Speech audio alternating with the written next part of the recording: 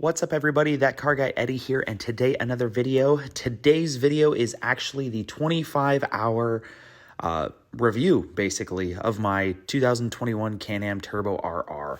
And once again, we are at beautiful Prairie City, a SRVA out here in California. And as you can tell, it is just an amazing day in the middle of November. Say what you will about California and all the drama and politics and BS with it. Days don't get much nicer than this. It's a, cool 65 degrees, nice and dry, a little bit of dew. But man, it's really good. So big thanks out here to our mechanic, Adam, for taking the video along. Ever since his rollover, he's been a little timid to jump in the car, especially with someone like me, driving behind the wheel. So, big shout out to Adam. So first of all, I guess I should start by just kind of telling you kind of what we're doing here. We're just kind of going out, taking the KRX through the KRX. Look at that. Taking the Can-Am through the paces, and just kind of showing you guys what it can do, what the speed's capable of, and then, just kind of seeing the beautiful scenery that is Prairie City. What do I think about the Can-Am? Well, like you guys know, I'm coming from the KRX, and don't get it wrong, I loved my KRX. It was a great machine. It just wasn't fast enough, and it didn't haul enough people. So let's talk about that first, hauling enough people. Now, theoretically, I bought the biggest machine I can get. Well, as far as hauling as many people as I can. The Can-Am does haul 4 people, and it hauls 4 people comfortably. You could put 4 adults in it and ride all day long, and you'll have a really good time. The issue with it is that the Can-Am suspension is not set up to haul weight, and the people equal weight. And the Can-Am already sits low. I mean, I have a XDS, which means it's a X package that's 64 inches wide, and it's the Turbo RR, so it's got 195 horsepower. And the reason I went for the 64-inch wide machine is, one, I was able to find one as when the pandemic started without a markup. Shout out to Elk Grove Power Sports for not doing any type of a markup on it. But the second part of it is I wanted to be able to get into some tight technical stuff. And that was one of the problems that I had with the KRX is, wherever I was going, it was just making trails wider. And I didn't necessarily want to do that. So that's why I went with the 64. The only problem with it is when you go with the 64-inch machine, you get significantly less travel, and the machine does sit a little lower. It also comes with Maxxis 2.0 29-inch carnivores on it. 29-inch 2.0 Bighorns, which are, decent tires. I haven't had any type of traction issues whatsoever, but at the end of the day, they're still only a 28-inch tire, and I will tell you, it does look kind of funny on the machine. When you're driving it, you feel very low, which is good. That's one of the caveats to the Can-Am is that you do sit low. You do have a setting to make your seat even lower in the car, which I did. I did do that because, I'm a taller rider. I'm 6'3", and I have a pretty long torso, so I wanted as much room on the top, and I wanted the seat as reclined back as possible. As you can see here at this part, we were going to go down that road, but I just didn't have the clearance, so I decided to make a right here, and I go over like a little void basically, and you'll actually see the front tires are now down in the crevice. We go over, and you're going to see me drag the back end here in a second.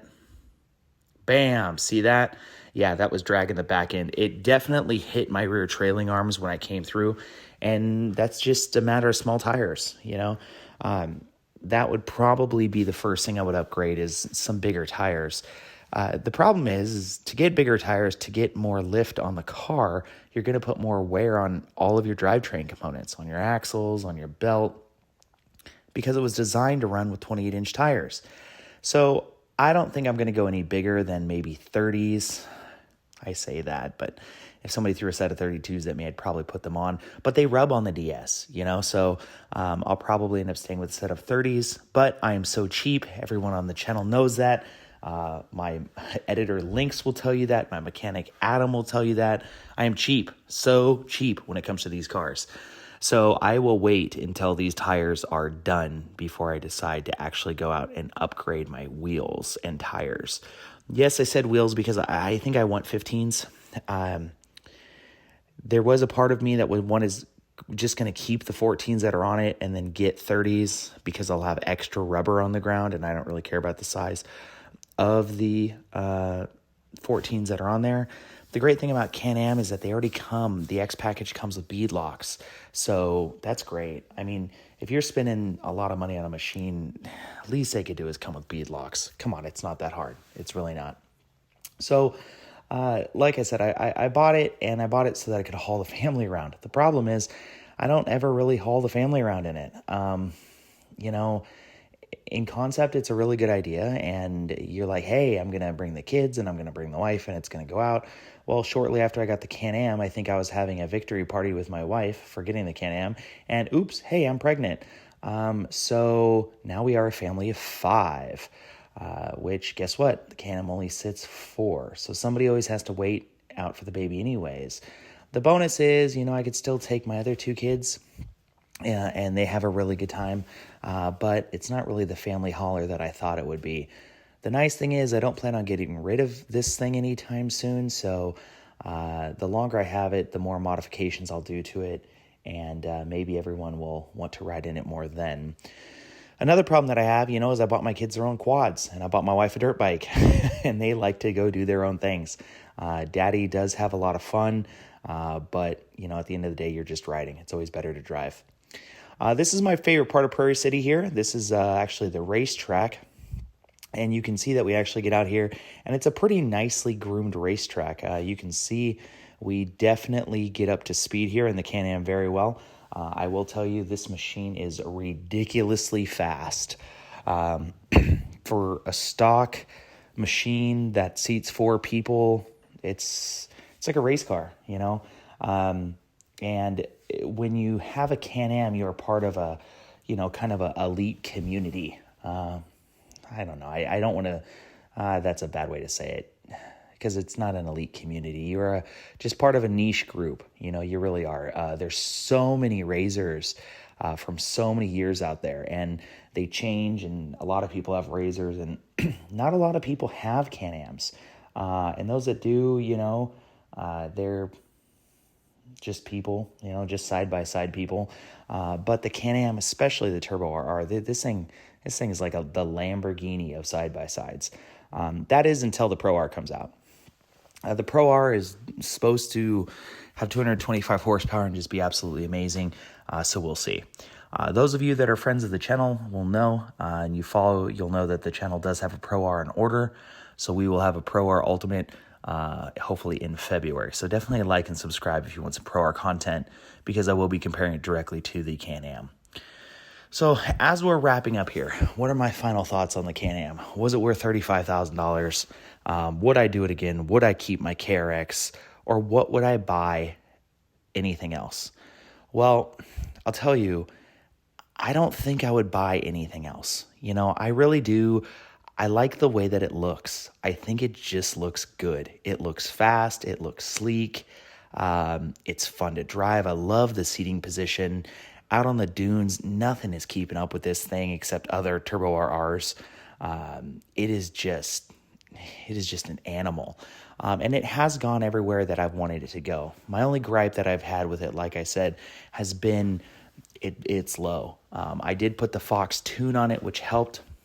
And I also wanted to take a second to talk real quick about the front end as well, because my mechanic Adam is going to give me a lot of garbage about the gusset.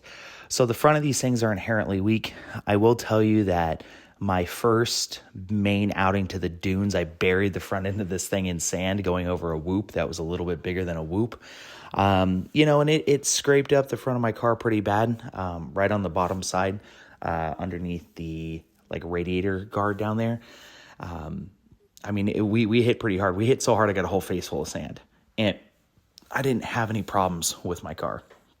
I did end up buying a Mod Quad shock tower brace for the front of it, just for some added protection. But I don't think I'm going to be doing absolutely anything too crazy in this that I'm going to need gusset kits down the line. If I do, I'll probably wait for a good sale and do it that way. But for the time being, I'm fairly comfortable with that. We do have some cool stuff coming along for this. We got some storage coming from Gemco cargo boxes. I do have a RPM catless downpipe that we are getting for it and stuff like that. So, you know, the modifications for this car are coming. I will tell you, I would buy it again. I totally would buy it again. Would I buy it in triple black? Probably not, but it was weird. I kind of fell into this one, you know, because I had this blue single R on order, and I ended up with this one. With that being said, thank you very much for watching the video. You guys ride hard. Like if you like it, and consider commenting. This is my favorite part here. We're skimming the lake.